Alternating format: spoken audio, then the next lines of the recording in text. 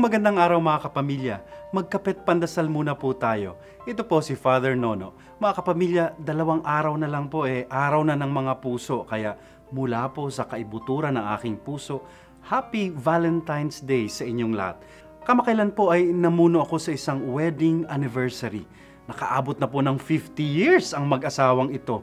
Kaya tinanong ko sila, wow, ano po ang sikreto ng inyong pagmamahalan? Isang salita po ang sagot nila sa akin, forgive, magpatawad.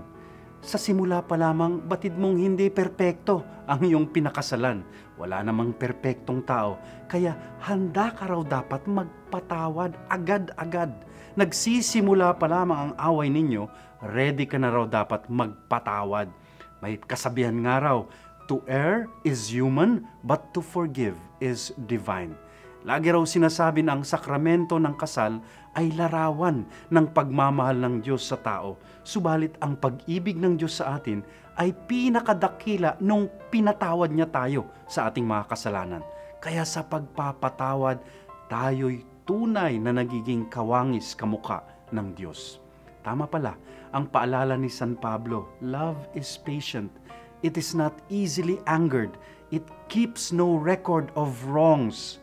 Kung nais natin ng pag-ibig na tumatagal, tulad ng pag-ibig ng Diyos, matuto tayong magpatawad. Forgive. Amen.